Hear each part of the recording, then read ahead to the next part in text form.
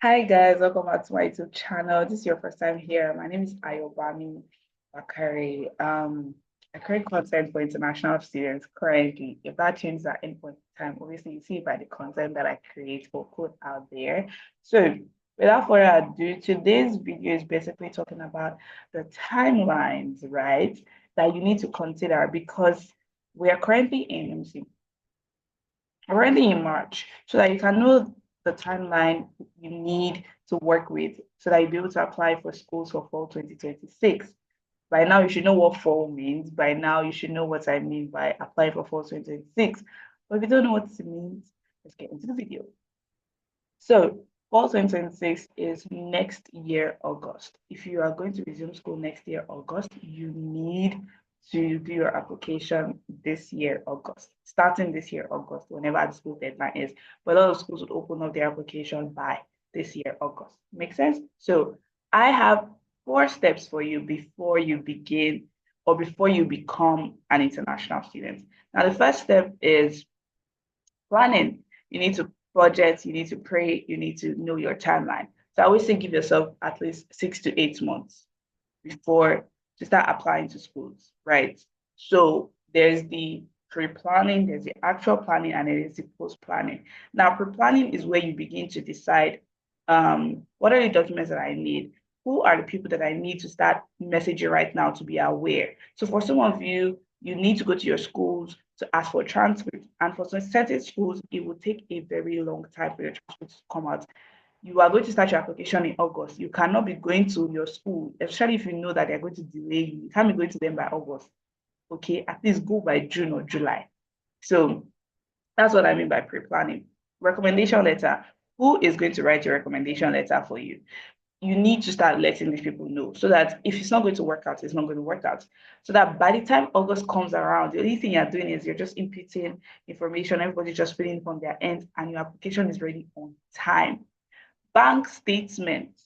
You need to know how long it's going to take your bank to get you your bank statement, to get your parents' bank statement, to get bank letters for you. You need those are things that you need to pre-plan for. Now, the actual planning is where you now decide what is the school that I want to apply to, which is where your budget comes in. Why do you want to choose this school? So I have a video that I'm going to link up here, like 12 reasons to consider before you choose a school. I'm going to get it up here, right? So now once you know these 12 reasons why you're choosing a school, why, some of those reasons include location, your budget, finances, scholarships, your plans for after school. Maybe you want to do a master's, a PhD, the kind of job you want to do, and things like that. So by the time you are at the point of saying, oh, this is the school I want to apply to. Now, what is your budget? Every single school is going to expect you to put something towards your education, which is called your EFC, your expected family contribution. So by the time you know your budget, okay, my family can only afford to put $10,000 towards my education. How much is the school going to give me in scholarships? How much is going to be left for me? Is a feasible amount. For some of you, you have no business applying to certain school, not because you cannot get into those schools, but because the scholarship the school is going to offer you and what your family can contribute towards your education at the long run or in the long run, right? It's still not going to amount to anything towards the school's total cost of attendance. By now, you should know all these terminologies, right? You should actually be joining the webinar, right? I forgot to tell you guys. There's a webinar coming up on the 29th of March. Let me see let me actually read the information to be sure, guys. Okay, 29th of March is on Saturday. It's by 2 p.m. I'm going to release this video as an apology for the video that I was supposed to release last week, Saturday. So I'm going to release the video today. It's the 29th of March. You need to register for it. So what are we doing at that webinar? Like I said, it's going to be like max 90 minutes, but the plan is to be there for 30 to 1 hour, 30 minutes to 1 hour. You can come there and ask me questions, and basically pick my brain for those things. 30 minutes to 1 hour, 90 minutes at most.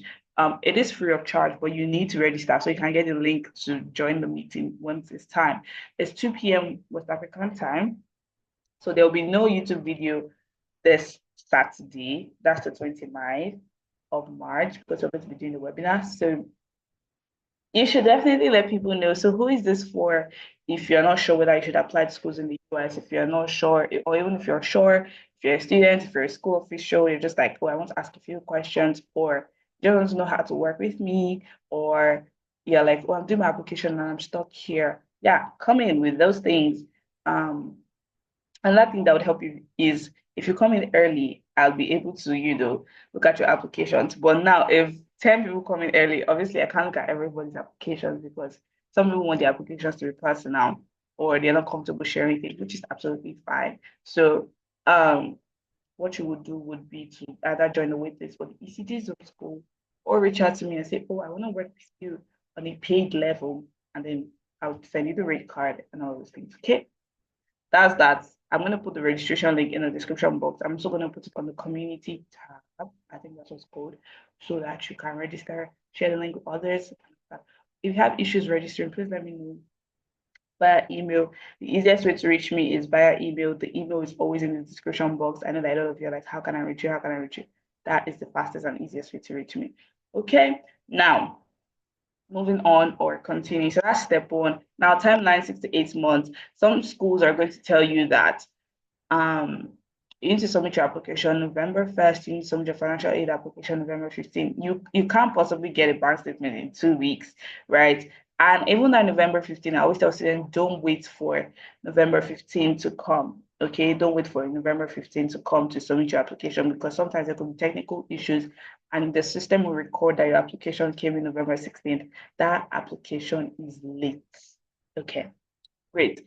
Now the step two is, I don't want this video to be long, so maybe I'll break it into two. So steps to becoming an international student before admission. There's steps to becoming an international student after admission. Because I know a lot of you have admissions, right? You're like, what am I going to do now? I also have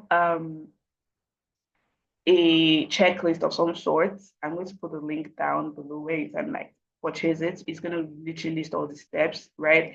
And you're going to get a packing list with it to help you pack your things. So for me, I didn't take any food. So if you don't see food on that list, I didn't pack anything. Okay. I didn't even take milk. I didn't take Milo, nothing. Not even Gary, guys. Okay, so step two is evaluate the common app, financial aid. How fast are you? Some people require time to fill out their common app. Some people require time to do all of these things. And so by the time you decide that, okay, this is what I want to do, you need to now decide, okay, can I finish my common app in 2 weeks so I can procrastinate till October and still submit November 1st? But if you know you can't finish your common app in 2 weeks, please, you're going to write essays for each and every single school that has an essay. You're also going to write your common app essay. If you are doing external, not external, if you're doing competitive scholarships, you should know what that means by now. Link in video up here for you to the type of scholarships that are available. Do you understand? By the time you're at this point of application, you should know yourself. If you're someone that procrastinates, start early. Please just start early so that even if there's any glitch, even if at any point in time you need to stop an application, maybe along the line, you find out that, oh, this school doesn't work for me, you need to leave the school. You have ample time to pick another school, do the application, submit on time. The financial aid now is the decision that you need to make. Am I looking for a merit-based scholarship? Like, am my grades that good that it's only merit-based scholarship that I need? Then is it a situation where my family can afford certain parts of my total cost of attendance? So I actually don't need need-based funding. Let's not forget that need-based funding is for people that actually cannot afford it. So please, please, please, if your family can afford it, just go for a cheap school, quote unquote, that is going to give you enough scholarships such that the amount your family can cover is what is going to be left. So that's where you should have planned well in step one. I know this might not make sense, but the students in ECG ZOOM SCHOOL are going to they're going to do a full-blown worksheet on these things, right? So step three is to act. Now, you need to do your application. By the time you have evaluated yourself, you already know the schools you want to apply to, you already know the things that the schools are asking you for, right? Some schools are not even on Common App. You see? So those are things I need to look at. Then when you start doing your application, what is the deadline for my financial aid? If it's the same deadline as my common application, then I obviously need to submit my common application way before the deadline. If they say common app and financial aid are due on November 1st, they're obviously not going to say together, but by the time you research on the two, right, you'll be able to like, oh, okay, that is why this is like that. So By the time you're at step 3, you want to actually to start applying. You'll be able to decide, okay, so that means if my financial aid is due November 1st and my common app is also due November 1st, I need to submit my common app in October. So that if it's a situation whereby they tell you, oh, the form you're going to fill is on your portal, you can't get access to your portal until you submit your common app. And for certain schools, it takes up to a week for you to get access to your portal. Imagine you submit your common app on November 1st. Financial aid is due November 1st. Takes up to a week to get your portal login details. You've already missed your financial aid deadline. And for a lot of schools, if you do not apply for financial aid at the time of application, you are not going to get any scholarship apart from the merit-based scholarship. So this is something that a lot of people miss. I feel like I should do another video like myths and facts or things that people miss or mistakes, but mistakes people make. Yeah, I should do that. Step 4 is review now. Review your plan with the progress. So your plan was, this is the budget, this is the timeline, this is what God is saying. Now review it is what you've actually done. Let's say for your plan, you were like, oh, my family can afford $20,000. I need scholarships of $20,000 to be able to attend this particular school or these particular schools. By the time you're reviewing your plan, you are looking at yourself, you have not applied to any of those schools, or you have not submitted enough achievements, let's put it that way, for the school to consider you for merit-based scholarship of $20,000, then you need to review your plan again and make sure that, okay, am I on the right track? Okay, so that brings me to the end of this video. If you have any questions, definitely make sure to ask. I hope this video makes sense to you guys. So you're expecting what's it called? So let me just give you the breakdown. This video is going out today. There's no video on Saturday because we're having the webinar. There's going to be a video the first week of April, which is going to be the part 2 of steps to becoming an international student after admission. Then the third video, which is the second video you're going to see in April, is going to be what's it called? Mistakes people make. Then the fourth video, which is the third video that you're going to see in April, is myth facts about applying to schools in the US. So I'll see you guys in my next video. You already know the lineup. Obviously, if you have anything you want me to shoot or any content you want to see, definitely make sure to let me know. So whatever, I'll see you guys when I see you guys. Okay.